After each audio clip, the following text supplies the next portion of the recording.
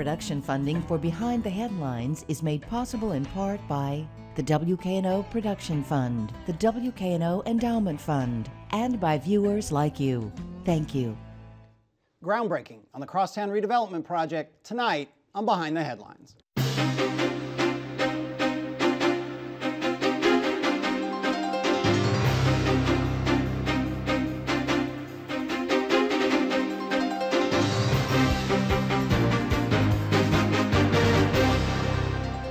I'm Eric Barnes, publisher of the Memphis Daily News. Thanks for joining us.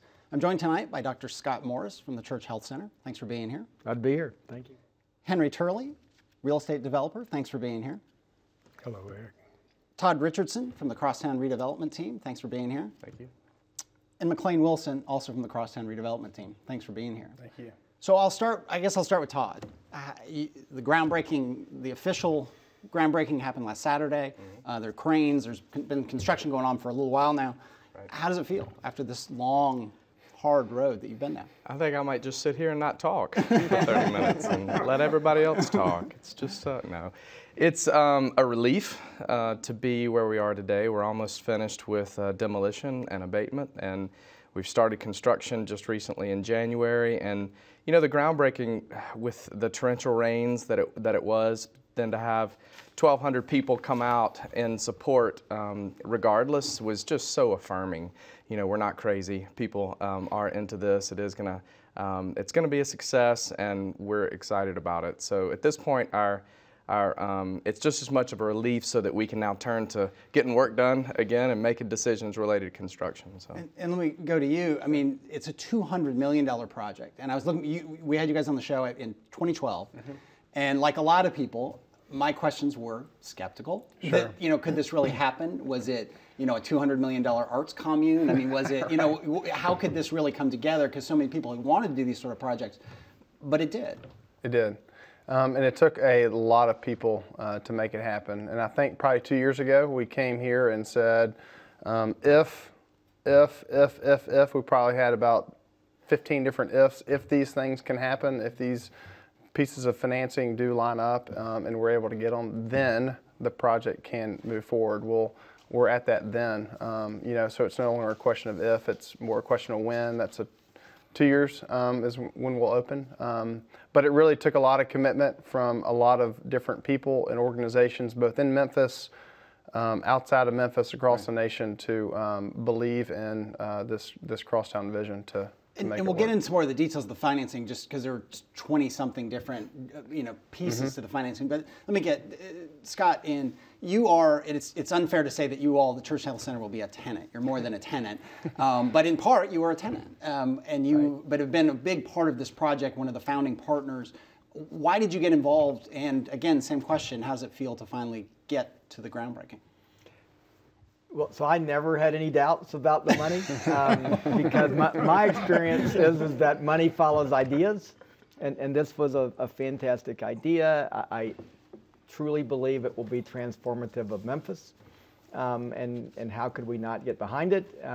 So that's happening. It's proving that it has. And so the Church Health Center wanted to be a part of that, and from day one we bought into the idea that we're better together. And I think as this thing unfolds, everybody's going to see we're better together. The Church Health Center, we were at a point, just as so happens, and I would call it providence, not chance, that the Church Health Center was needing to consolidate all of our 14 buildings in one place. We could have built a building on our own, but it wouldn't have been better. This is absolutely better with the partners that we're going to have from the arts, education, and beyond. Yeah. And so, Henry, you joked before the show that you do not have a formal role in the development of this project. You're joking, you know, why are you here? But among other things, you are, I don't know, one of the godfathers of redevelopment in Memphis. We were talking a little bit before the show. The Shrine, your first redevelopment downtown was the Shrine Building in the 70s. Harbor Town after that, the Cotton Exchange Building. I mean, so from that perspective, did you think this would get done? The Crosstown, the Sears Crosstown, now Crosstown Concourse, that it would ever be redeveloped? Someone asked me last week, how hard was this project? And I said, I don't know. I've never done anything nearly this hard. And I think that's a pretty good answer, and I haven't. Yeah. Henry's done some hard things. So. Right, right. So did you talk to Staley? It was Staley Cates who bought the building, so the Cates family. Didn't you talk to him early on when he was thinking about doing I absolutely did, and I'll have to confess this to Scott and the others here. I saw that Staley had bought the Sears building, and I really appreciate what Staley does, and I got concerned about it. So I presumed to go out to his office and say, Staley, I'm so glad you bought the property, but it is so overwhelmingly large that you must tear it down. Assemble the property, get whatever property you can, but start over. Because this building's so enormous, no matter what your purpose, the building will inform the purpose rather than the form deriving from the function. So I was really concerned about it, and he very politely threw me out and went on about his business. Yeah, but you guys hit that kind of skepticism again and again. Yeah. But why keep doing it? Why not move on, to some other project? I mean, you are, and some people who don't know, you're an art history professor. Yeah. I was thinking on the way in here, if people didn't know what Crosstown was, I'm on the show tonight is a doctor, an art history professor, a guy who does hotels and legal stuff, and Henry makes the most sense to be here to talk about a project. But so you're an art history professor, you're still teaching classes, you're getting skepticism from people like Henry who know what they're talking about, who've done it and been there and so on. But you kept going. I want to say this is the world's expert on Peter Bruegel. And one of his most famous paintings is the Tower of Babel. There you go. I just didn't know any better, Eric. Yeah. We had a great idea. That's not true. We had a great idea. We knew we had a great idea. We knew we had a great team put together. We knew we had great partners. And I told Staley and I told Doug Carpenter early on, I'm not going to spend the next 4 years of my life trying to convince people of something they think they don't need. We're going to have a vision, and we're going to put it out there, and we're going to say this is what we can do. And either people are going to buy into it or not. And if they don't, I go back to being a professor at the University of Memphis, and I'm happy as a lark doing that. And so it was really, in that sense, there was no risk. I believed in it, I was passionate about it, but I was also, my identity was not wrapped up in it, right? And so it wasn't success at all cost. And so if people didn't believe in it, I go back to teaching. If people did, then let's move forward. And people are seeing some of the video from various events, arts events, and that's where it started. It started with Crosstown Arts. That's right. And I joked with the idea of it being this arts commune, and there were some people saying, well, how are they going to have a $200 million artist in residency program or something like that, which is not at all what it was. But it did start with the arts, and it did start. I mean, with our mutual friend and your coworker Chris Miner. I mean. Correct.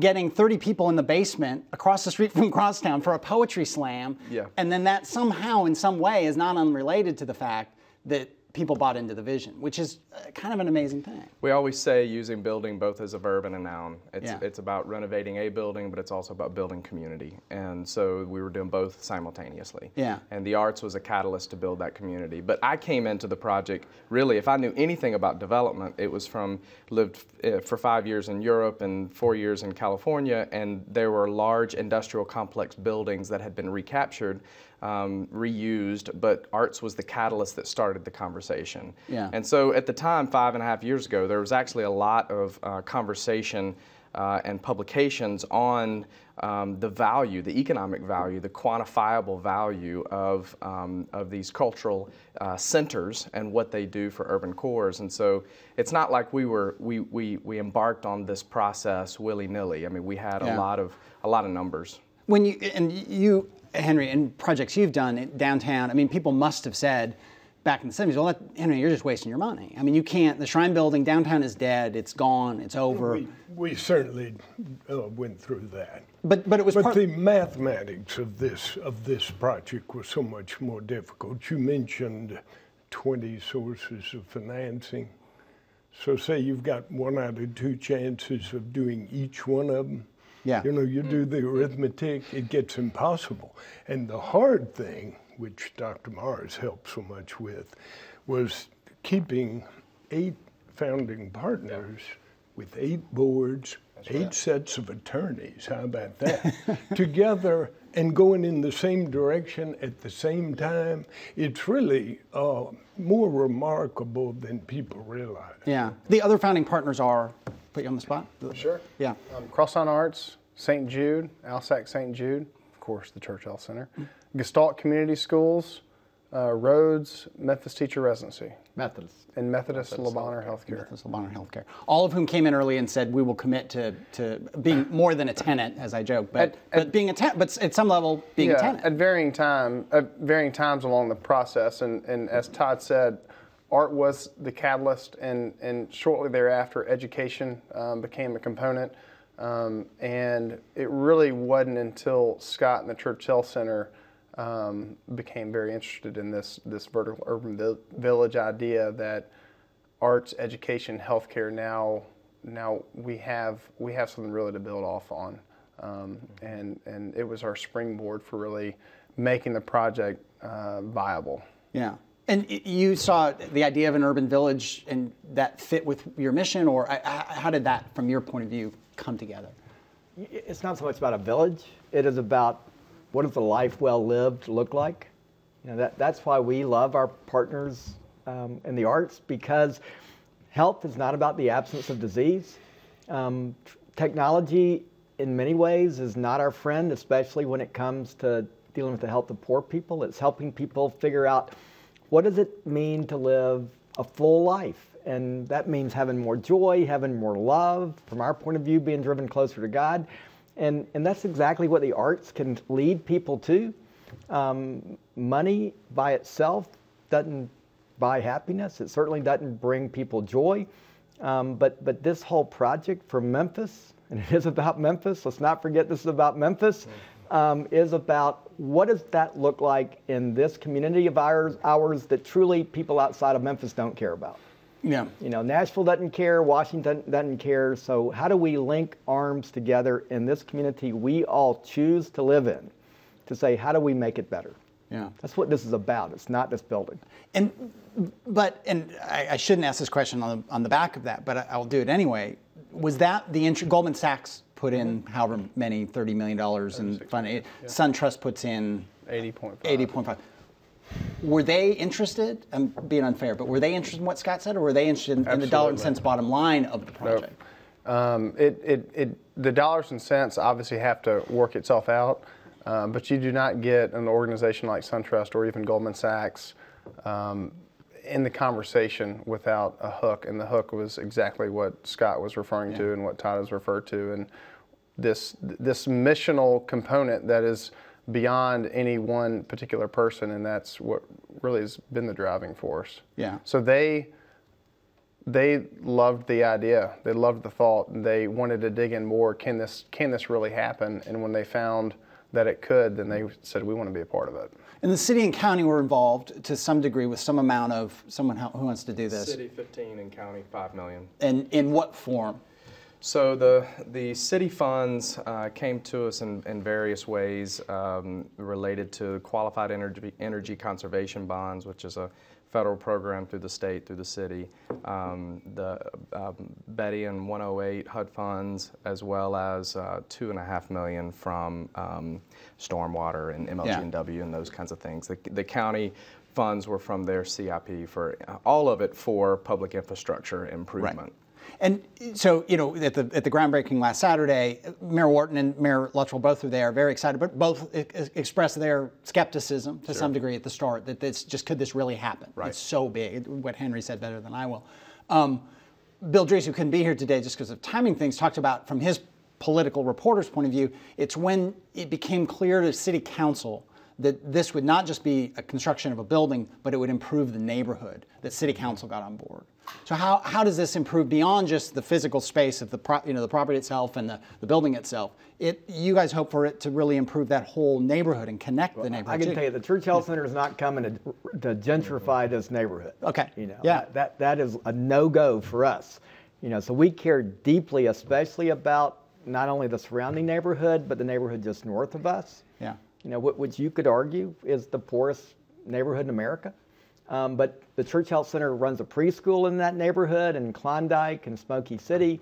And this is about the people who live there now, not driving them out, but giving them more hope and giving them more opportunity. And that is totally what I am convinced will happen. I mean, you guys can speak more to how we're going to do that. But I'll let McLean talk about the numbers. For me, I think what's so important is that the tenants that are coming to the building aren't coming there just to occupy. But the tenants that are coming there are the Church Health Center, providing quality health care to the working uninsured, Crosstown Arts providing arts programming, Gestalt and a school. These are not just 9-to-5 businesses with employees coming, but they're coming to do things that are going to be easily accessible to the surrounding neighborhood. And just the 3,000 people coming in and out of a building that's been empty for 20 years, what that does for density, what that does for the activity. And then the last thing I'll say is that for 1 million square feet, we only have 60,000 square feet of retail. And that was intentional because we want the number of people who are in the building to actually incentivize and to help develop the retail along the Cleveland Street corridor, where there are a lot of empty buildings right now. And so we hope that people in the building get tired of the 2 restaurants that are in the building. They want to go across the street or whatever. To a restaurant a to you, exactly, to a shop unrelated. And we don't own any of those things. Right? Yeah, Henry, I mean, you know as much about this as anyone. When I was at the groundbreaking Saturday, a fellow who helped me at Harbortown and South Bluffs came up with great excitement and said, I have bought 3 empty houses and intend to rehabilitate and repopulate them. So he's already there. Because with Harbortown, of all of the development on Mud Island, people drive down there along Riverside Park, and you did, give or take, what percentage of that? It wasn't all of it. Harbortown is 130 acres, and it's the first 130 acres.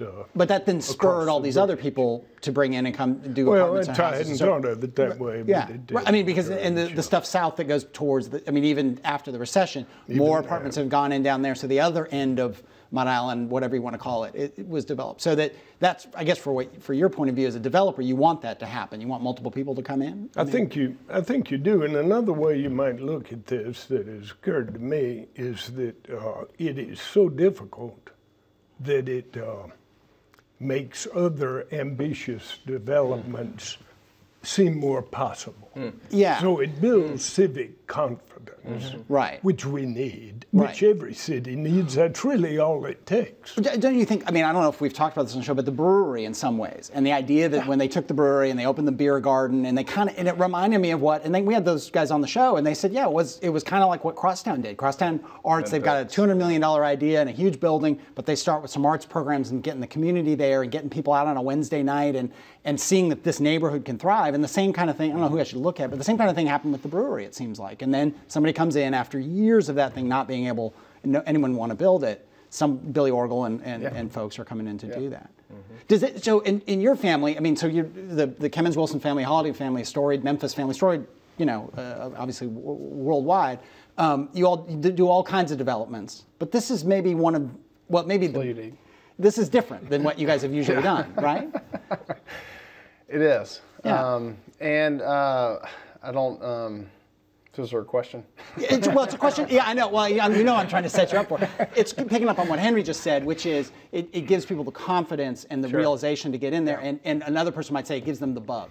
Yeah. I mean, clearly, whether he says it or not, Henry, for whatever reason, likes to do old buildings and urban kind of redevelopments, and that's his thing. And he's also been successful at it financially. Yeah. Does the Wilson family start looking at this and say, boy, there's some other kind of developments like this we might do, in addition to the stuff we've traditionally done? I think that, my grandfather loved his city, and he had an enormous vision, and he wanted to start it in Memphis, and he never left Memphis, and he wanted to make sure that Memphis was well taken care of through this idea. Holiday Inns was obviously one of about 400 businesses that he owned. He's a visionary, he's an entrepreneur. I think my generation now is leading our business, and I think we have a lot of our grandfather in us. We care deeply about our city.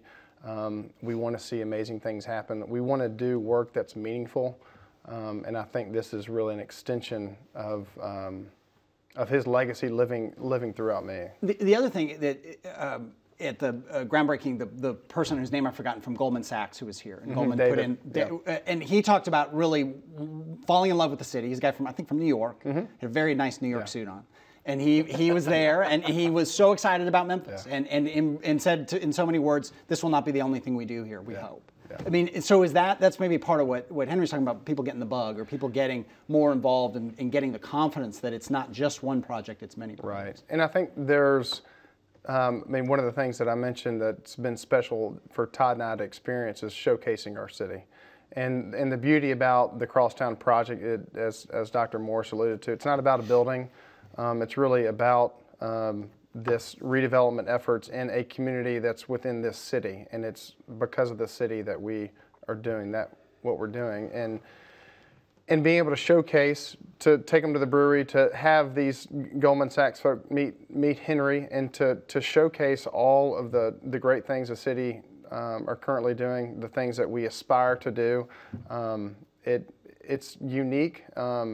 We live it and breathe it, so we don't think that it's as unique as it really is until these folks from New York come in and say, this is incredible. Yeah. There were how many crosstown Sears buildings like this? 10. 10 of them. And what's happened to the other ones in short? 3 have been demolished: Kansas City, Chicago, and Philadelphia. Yeah. Seattle is the headquarters of Starbucks. LA is empty. It's got a small outlet store in it, but it's basically empty. Just got purchased about 6 months ago. Dallas is south side of Lamar, primarily residential. And then Memphis, Minneapolis is Midtown Exchange. It opened in 2005. It's residential, office, and retail. Atlanta is almost finished with construction. Jamestown Properties is redeveloping that as Ponce City Market, also residential, office, and retail. And then Boston is the Landmark Center, all office and big box. Yeah. And if I may, yeah, please. You must remember that those markets, Boston, Atlanta, Seattle, Dallas, are 3 or 4 times, 5 times as big as this market. So it's comparable to your having a building that's not It's 5 times smaller. It's you have to do 6 million feet of space. So it's really, it's not, these guys weren't in the same game that those guys in Boston were. They had it a lot easier. Well, you look at Kansas City, which is maybe more comparable in size to Memphis, and theirs was one of the ones that was torn down. Can I make one point about what absolutely. Here's where I think the magic in this building is, which we haven't talked about, which is in the residential. So these guys know I have no intention of ever having a single apartment on the open market. I know there are a lot of people out there who are already saying I want to live there, but you know what I'm out there trying to do is finding institutions that can focus on the young future of Memphis to commit to long-term leases, so that we will address the issue around brain drain in Memphis. That's who's going to live there. It's going to be a privilege to get to live at Crosstown. Yeah. And then we create this magic soup where you put young artists, young doctors, young architects, young people who want to either stay in Memphis or be drawn to Memphis, and then they see what's happening at Crosstown on a daily basis, and they're going to then change Memphis. Yeah. That's what I am convinced is going to happen. I'm not going to doubt you. Yeah. How much residential is there? 270 apartments. 270 apartments. Okay. What else did I miss? We got a couple minutes left. Concourse. The name. That's right. I mentioned it. I have mentioned it, but I didn't do the full. So you've people know it as Sears Crosstown. Yeah, it's the first time said that out loud in front of public. Felt good, right? Crosstown Concourse. Crosstown Concourse. Why rename it? Sears is long gone. Crosstown is the name of the neighborhood, and so we needed to have a name that touched on the history of the building, and as a distribution center or a railroad right there. Concourse does that, but we also need a name that touches on more appropriately the future activities and uses. And as Scott said, lots of different kinds of people coming in and interacting, and a origin of exploration, and all of those kinds of things fits Concourse. Can I call it Crosstown? Is that still okay? You can call it Crosstown Concourse. Right, I can tell he's going to harass me about that. Let me tell you about my moment of epiphany on the thing. I started out by telling you all that I thought the building was too big and was a burden on the project. And when I first read about the 8 founders, I thought, you know, I guess the flip side of burden is challenge. And the enormity of the building could be a challenge to each of the organizations and a challenge to work collaboratively together. So I think Scott brought me around on that. Really. Yeah. Well, the point of the 8 founders, they're all Memphis grown. Yeah. Nobody's leaving Memphis. Nobody's going to think about leaving Memphis. Everybody is focused on our city, our community. How do we do this better together?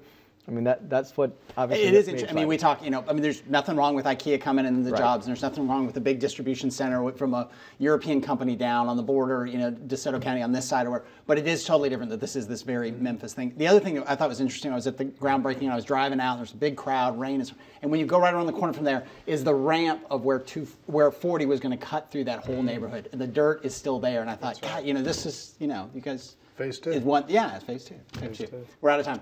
Thanks. Thank you for joining us. See us again next week. Good night.